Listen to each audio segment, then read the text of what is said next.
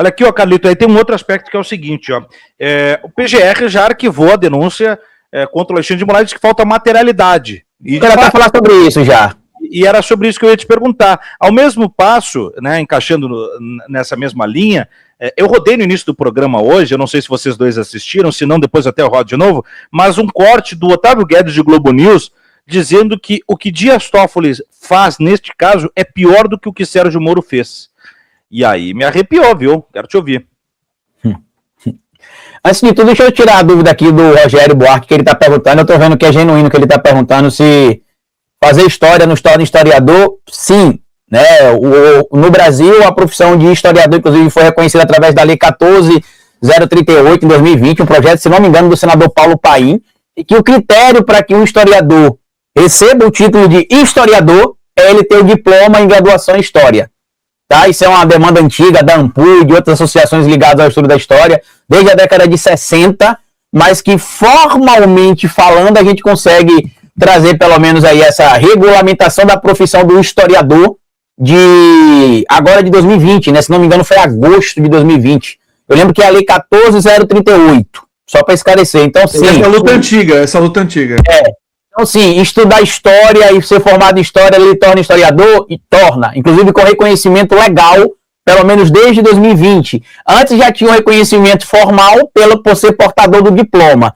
Eu acredito que a dúvida do Rogério seja na questão da produção de conteúdo relacionado à história, que aí é uma outra coisa, né? A produção acadêmica ou produção intelectual não necessariamente precisa estar conectada com a atividade específica do historiador. O historiador pode ser historiador, mesmo que não produza nada intelectualmente falando, não escreva artigos, não escreva livros. Ele pode trabalhar, por exemplo, apenas com a linha de pesquisa, de estudo de fontes, de outras informações que não sejam necessariamente a produção de material acadêmico. Dito isso, Tiago, deixa eu só aproveitar aqui, porque ontem o Sam Pincher, não o Sam Pacher, né, o Sam Pincher, porque toda vez que o bolsonarismo precisa de alguma coisa, ele sai e vai lá tentar salvar o bolsonarismo. Então, o Sam Pincher publicou lá aquela decisão que foi vazada do PGR Paulo Bonet, pedindo inclusive para que a esquerda se justifique como é que o contrato não existe e o PGR decidiu arquivar a denúncia baseada no contrato. Vamos lá. O trecho que ele publicou, inclusive, é bem interessante, porque lá no trecho, para quem entende um pouco da linguagem jurídica, deixa claro que a PGR não se intromete neste tipo de negócio jurídico. Ou seja, relação de prestador de serviço com prestante do serviço. Ou seja, o indivíduo que contratou o serviço e o indivíduo que vai prestar, né? O contratante e o prestador, para ficar numa linguagem bem clara. Certo? E segundo, que eu acredito que o Sam Pincher não leu direito ali a decisão do PGR, a análise que o PGR fez foi baseada em uma denúncia que um advogado do Mato Grosso do Sul, se não me engano, fez, baseado na minuta que foi divulgada pelo Poder 360, pelo portal Metrópolis. Ou seja, neste momento, como bem lembrou o Eduardo Guimarães, e divulgou isso em vários veículos, entre eles o próprio canal, 247 e outros veículos, é uma minuta que não foi assinada. E ele ainda fez um trabalho que eu preciso aqui dar os créditos para o Eduardo Guimarães, que foi o seguinte: ele fez a checagem, segundo o próprio, em vários cartórios, para ver se o documento foi lavrado em cartório ou não. Fez também uma checagem no balanço público do Banco Master de 2024, que foi divulgado, para ver se tinha ocorrido algum repasse para o referido contrato para a Viviane Bassi de Moraes. Também não aconteceu nenhum repasse. Ou seja, a não ser que apareça o contrato assinado, lavrado em cartório, reconhecido firma, né, para que o contrato tenha em tese validade, ou comprovante de repasse de pagamento, neste momento o que o Eduardo Guimarães divulgou é o correto. O contrato, o que foi divulgado é a minuta, não tem um contrato formalmente assinado ainda. Se amanhã aparecer, Carlito, o contrato, aí fazendo o bom jornalismo, que é o que o Sam Pincher não tem feito, né? A gente vai lá e vai vir aqui e vai falar: olha, agora apareceu o contrato e nesses moldes o contrato está assim, assim, assado. Mas se aparecer, Thiago, o contrato que o valor seria 3.600.000 reais, tem alguma ilegalidade? Em absoluto. Por que não tem nenhuma ilegalidade? Porque não existe impeditivo para a atuação do escritório. E segundo, que eu vi muita gente, eu preciso até dar os parabéns para o Kiko aqui também, que eu vi o Kiko falando que o DCM fez um levantamento e descobriu que o contrato dela não é tão estranho. Até porque eu não vou citar aqui, mas tem gente do campo da esquerda que é contratado para salvar empresas do campo da direita que fazem um monte de merda e não tem bons advogados às vezes para defendê-los. Aí contratam advogados progressistas e os honorários são altíssimos. Entre 3 e 6 milhões em alguns casos. Eu não vou dizer quais casos e nem vou dizer quais advogados, porque não é o caso aqui.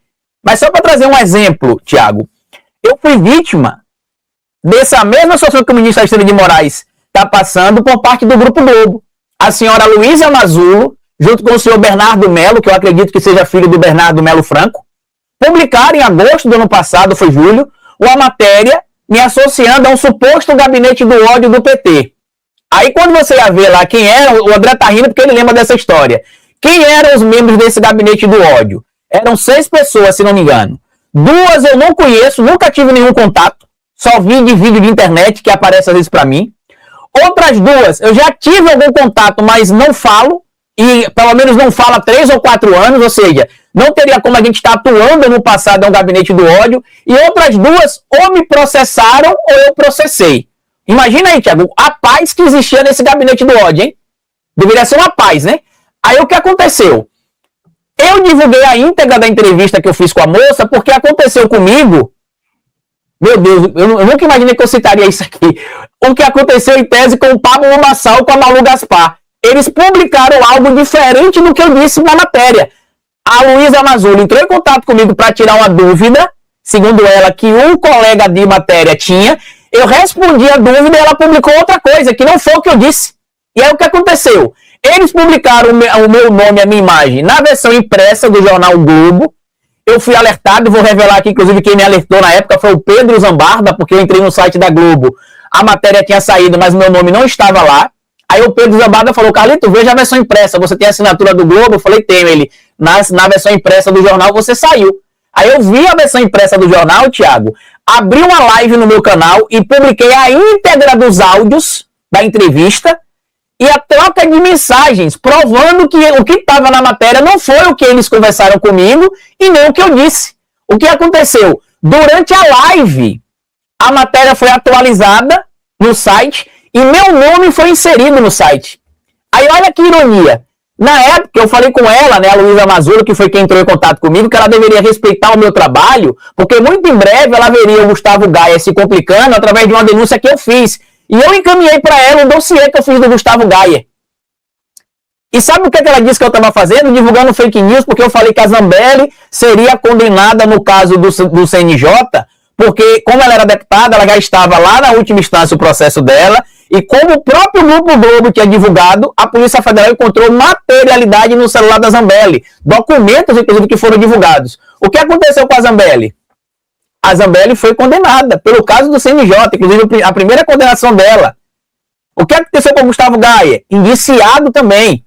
Então, assim, o material, voltando para o caso do contrato, a decisão da PGR, por isso que a PGR arquivou, dizendo que não tem materialidade, né, na denúncia, que não tem motivo para se denunciar, é que a denúncia foi baseada em uma minuta. Não é em um contrato. E se fosse no contrato, Carlito, também a PGR arquivaria. Eu preciso dizer isso, né? Porque, mas então o contrato não era válido, por isso que foi arquivado. Mas se fosse um contrato válido, também seria arquivado. Por quê? Porque não cabe à PGR analisar esse tipo de negócio jurídico que não é ilegal. Só para você ter noção, como eu falei, no caso do Grupo Globo, sabe quanto o advogado aqui de Sergipe, do escritório pequeno de um ex-aluno meu, que tem 4 anos de formado, um escritório que tem acho que 3 ou 4 advogados, me cobrou, Thiago, só para entrar com o processo, R$40 mil. Cacete. Eu entrei em contato com outro grupo de advogados de São Paulo, melhor, do Rio de Janeiro, que é um escritório um pouco mais conhecido, eles me cobraram, sabe quanto? R$80 mil. E detalhe, não é instituição financeira bancária, nada, é uma empresa. Ou seja, eu ia pagar R$100 mil praticamente para processar a Globo. E isso inicialmente. Então esses contratos aí, para muita gente que está vendo agora pode até achar um absurdo, mas é normal. Se você perguntar para mim, você acha absurdo, Carlito? Acho absurdo. Mas é ilegal? É algo inusual? Não, é assim que acontece, infelizmente.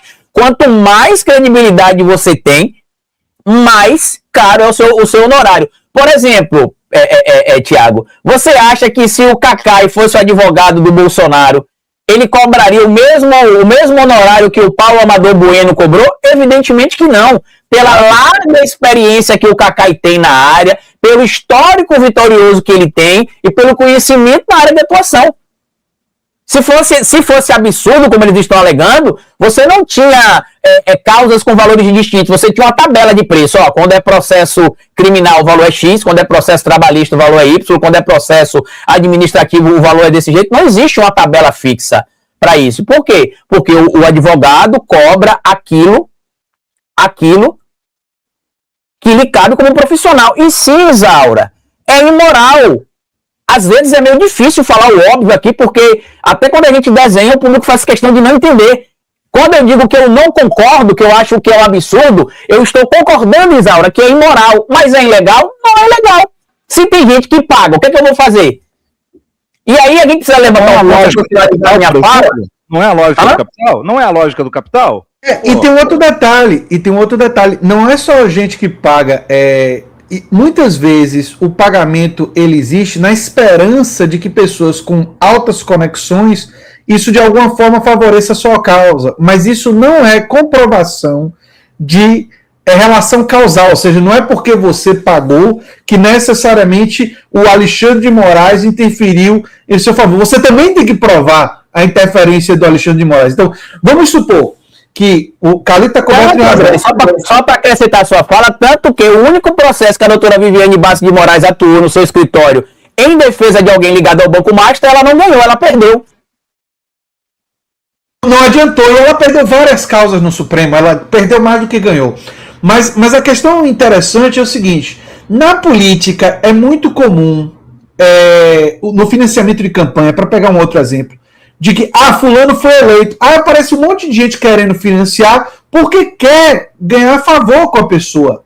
Então, por exemplo, eu não duvido, não seria uma loucura para mim que o cara do Banco Master pensasse, poxa, se eu contratar o escritório da esposa do Alexandre de Moraes, isso talvez, expectativa dele, talvez isso me desse uma certa vantagem, ela conhece os meandros e tal. Mas isso não é uma garantia de que o Alexandre de Moraes intercedeu. Ou seja, você ainda teria que provar que o Alexandre de Moraes intercedeu.